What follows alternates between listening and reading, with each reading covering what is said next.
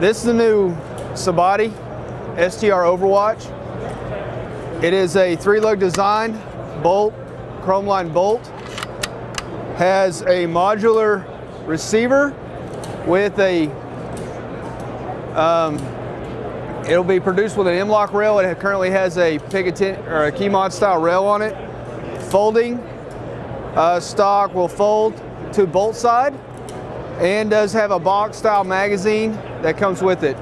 20 MOA Picatinny rail, and a tactical trigger, which will be hitting the shelves second quarter 2019.